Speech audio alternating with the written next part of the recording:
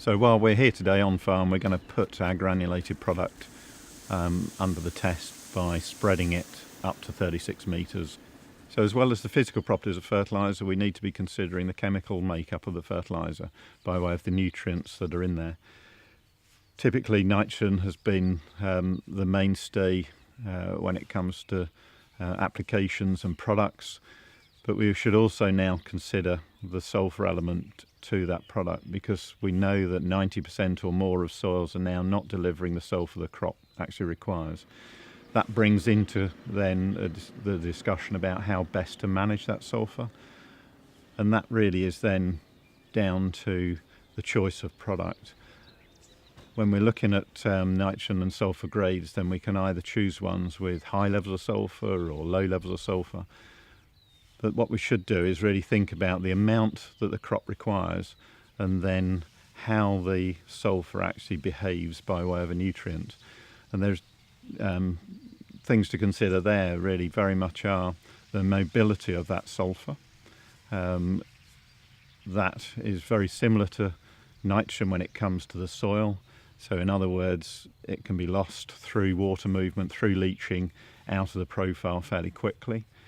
But when it comes to the crop itself, then they're two very different situations there. The nitrogen is very easily mobilised within the plant, so it can move it from old leaves to young leaves very easily. Whereas sulphur is completely the reverse there. It's very immobile in the plant. So when that plant takes up the sulphur, then it stores it in the older leaves, and it doesn't move then through to the younger leaves very easily, or that takes a much longer time. So when we're thinking about managing our sulphur applications, we should really be putting them in through multiple applications. So we would recommend a minimum of 2 there in the programme, so that with the nitrogen and the sulphur going on together through those first 2 applications, then we can meet the needs of that growing crop for its sulphur right through that growing season. That's where the product Axan, YaraBela Axan, really does come into its own, that it's supplying a nice ratio of nitrogen and sulphur through the growing season to meet that growing crop's demand. Looking at the physical characteristics of fertiliser and how they can affect the ability to spread at various spout widths. So the first thing is worth mentioning is that difference between a granulated product and a prilled product. When it comes to a granulated product, then a good comparison is to think about it as a golf ball. So a golf ball being very dense, heavier, and therefore much easier to throw a distance and to hit a target for accuracy. Whereas we compare that to the prill, which is more like a table tennis ball, then which is again harder to throw a distance accurately and is more prone to shatter. So those two products have different characteristics there.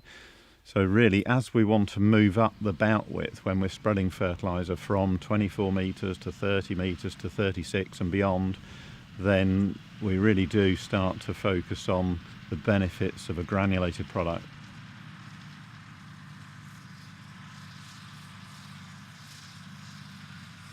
So what we're seeing here is the result of the first test that we've done this morning with the YaraBela Axan product.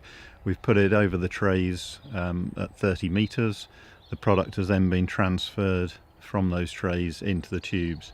So yeah, this is the first test we've got. It's just showing how consistent and even the product is spread across that 30 metre bout width that we've tested.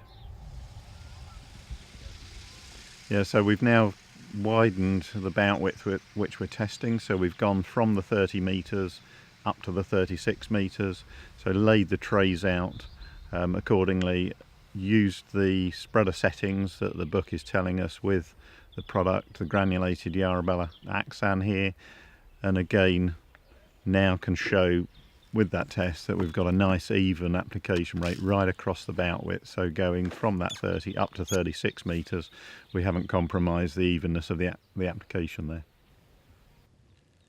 So we're looking to move to 36 metres to increase efficiency and increase work rate of applying the product, as well as reducing tram lines, and that's why we're here today doing a tray test to see how accurately the product spreads. Yeah, that's the important thing, is that you get it still getting a flat pattern.